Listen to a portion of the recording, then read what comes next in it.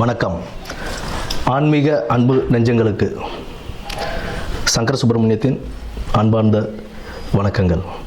இப்போ நம்ம பார்க்க போகிறது மாசி மாதம் பற்றிய ஒரு சிறிய குறிப்பும், பின்னர் அந்த மாசி மாதத்தில் 12 ராசிக்காரர்களுக்கும் எப்படி இருக்குது அப்படின்றத பொறுத்து தான் இப்போ நம்ம பார்க்க போகிறோம்.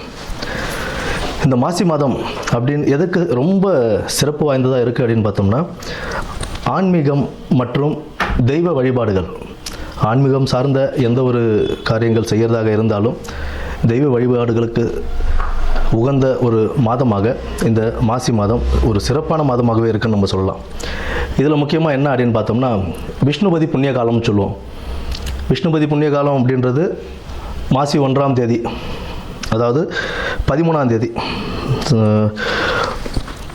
தேதி மாசி மாத பிறப்பு அன்னைக்கு நமக்கு பின்னிரவு, அதாவது விடியற்காலை அந்த 1:30 மணின்னு சொல்லுவோம் இல்லைங்களா, 1:30 மணிலேருந்து காலை 10:30 மணிக்குள்ளே விஷ்ணு பகவானை நம்ம வழிபடுறதுனால அந்த நேரத்தில் நம்ம வழிபடும் போது நம்மளுடைய 7 ஜென்ம பாவங்களும் தீரும் அப்படின்றது ஒரு நம்பிக்கையாகவே இருக்குது நமக்கு. மேற்படி செல்வ வளமும் எல்லாமே நமக்கு கிடைக்கும் அப்படின்ற ஒரு இதுவும் உண்டு. விஷ்ணு பகவானை துளசி மாலை அணிவித்து நம்ம வழிபட்டுக்கிட்டு வந்தோம். பெருமாள் விஷ்ணு துளசி மாலை அணிவித்து அந்த விடியற்காலை 1:30 மணியிலிருந்து 10:30 மணிக்குள், காலைல 10:30 மணிக்குள்ளே நம்ம வணங்கிட்டு வரும்போது நமக்கு உண்டான செல்வ வளமும் கிடைக்கும் அப்படின்றது சொல்கிறாங்க. குடும்பத்தில் ஒரு மகிழ்ச்சியும் நிலவும், இருக்கிற பிரச்சனைகள்லாம் படிப்படியாக குறைய ஆரம்பிக்கும். அதாவது இத்தனை வருடத்தில் நீங்கள் ஏகாதசி விரதம் இருந்திருப்பீங்க அப்படின்னா, அந்நிய தினத்துக்கு விஷ்ணுபதி புண்ணியகாலம் அப்படின்ற அந்த தினத்தில் நம்ம விஷ்ணுவை வழிபடும் போது எத்தனை ஏகாதசி, பல ஏகாதசிகள் விரதம் இருந்ததுடைய பலன் நமக்கு கிடைக்கும் அப்படின்றதும் சொல்கிறாங்க. அடுத்தது பார்த்தோம்னா, இந்த மாசி மாதத்திலேயே சிவராத்திரி, மகா சிவராத்திரின்னு சொல்லுவோம். மாசி மாதத்தில் வரக்கூடிய சிவராத்திரியை, அந்த சிவராத்திரி சிவபெருமானுக்கு உகந்த ஒரு தினமாக நம்ம அதை கொண்டாடிக்கிட்டு இருக்கோம், மகா சிவராத்திரியை.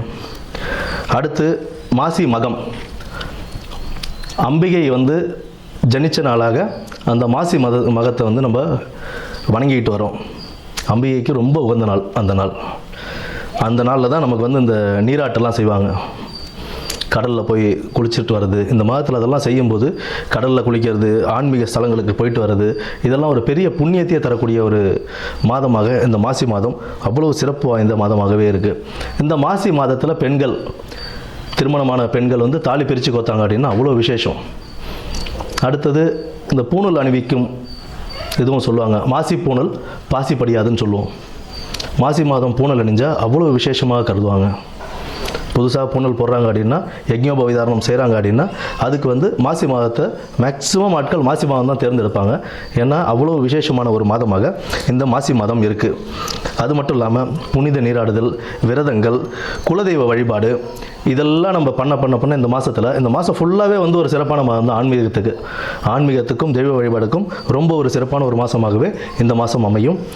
இனி வரப்போவது 12 ராசிகளுக்கு உண்டான பலன்களை என்னன்னு நம்ம பார்ப்போம். நன்றி, வணக்கம். மூல நட்சத்திரக்காரர்களுக்கு இந்த மாசி மாதம் எப்படி இருக்க போகுது அப்படின்றத பார்ப்போங்க. எதையும் சாதிக்கக்கூடிய திறமை வளரக்கூடிய ஒரு மாதமாக இந்த மாதம் அமையுதுங்க. எதை வேணாலும் சாதிச்சிருவேன்ப்பா, நீ எதை கொடுத்தாலும் நான் சாதிச்சு எடுத்துருவேன் அப்படின்ற மாதிரி நினைத்த காரியத்தை ஈஸியாக முடிக்கக்கூடிய ஒரு வல்லமையும் அமையக்கூடிய ஒரு மாதமாகத்தான் இந்த மாதம் இருக்குது. புதிய நபர்களின் அறிமுகமும், அவர்களால் நல்ல ஒரு ஆதாயமும், அவர்களுடைய நட்பு வட்டாரமும் உங்களுக்கு ஒரு நட்பாக அமையக்கூடிய ஒரு மாதமாக இந்த மாசி மாதம் அமையுதுங்க. பழைய பாக்கிகள் வசூலாகக்கூடிய ஒரு நிலையும் இருக்குது. தொழில் வியாபாரத்தில் சிறு சிறு தடங்கல்கள் வந்தாலும் அதை நல்ல முறையில் முடித்து நல்ல ஒரு பாதைக்கு அதை நீங்கள் கொண்டு செல்வீங்க. அதில் எந்த ஒரு ஐயமும் இல்லை. வீட்டில் சுப நிகழ்ச்சிகள் நடக்கக்கூடிய வாய்ப்புகளும் உண்டு. குடும்பத்தில் அமைதியும் மகிழ்ச்சியும் நிலவக்கூடிய ஒரு வாய்ப்புகள் அமையுதுங்க இந்த மாதம். குடும்பத்தில் கணவன் மனைவிக்கிடையே எந்த ஒரு கருத்து வேறுபாடுகள் இருந்திருந்தாலும் அது இந்த மாதத்தில் சரியாகி உங்களுக்கு ஒரு நல்ல ஒரு மகிழ்ச்சிகரமான ஒரு வாழ்வை அமைத்து கொடுக்கும். பிள்ளைகளால் நல்ல மதிப்பும் அந்தஸ்தும் உயரக்கூடிய ஒரு மாதமாக இந்த மாசி மாதம் அமையுதுங்க. உங்களுக்கு வெளி வட்டாரத்தில் உங்களுக்கு ஒரு நல்ல அந்தஸ்து கிடைக்கக்கூடிய வாய்ப்புகள் ஏற்படக்கூடிய ஒரு மாதம் இந்த மாதம். தொழில் வியாபாரத்தில் சுமூகமான நல்ல முறையில் நடந்து முடிஞ்சாலும் அதன் வருமானம் சுமாராகவும் நல்லபடியாகவும் இருக்கக்கூடிய ஒரு மாதம். வீண் அலைச்சலும் மனக்கசப்புகளும் ஏற்படும் அந்த எல்லாத்தையும் பொருட்படுத்தாமல் அதை டோன்ட் கேர் அப்படின்னு விட்டீங்க அப்படின்னா நீங்கள் உங்கள் உடல் ஆரோக்கியத்தையும் நல்லபடியாக பார்த்துக்கலாம். உடல் ஆரோக்கியத்தில் சற்றே கவனம் தேவை.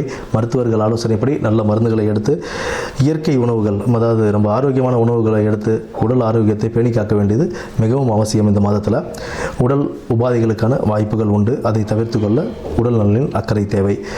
காஸ்ட்லியான பொருள்ஸ், ஃபோனு, மொபைலு, வாட்சு, இல்லை ரிங்கு எதுவாக இருந்தாலும் பத்திரமா வச்சுக்கங்க. பயணங்களின் போது ஏதாவது மிஸ் பண்ணுறதுக்கான வாய்ப்புகள் இருக்குது. எங்கே எந்த பொருள் கொண்டு போனாலும் அதை திருப்பி கையில் வச்சுக்கிட்டோமான்றதை பார்த்துக்கிட்டு அப்புறம் அந்த இடத்துலேருந்து கிளம்புறது ரொம்ப நல்லது.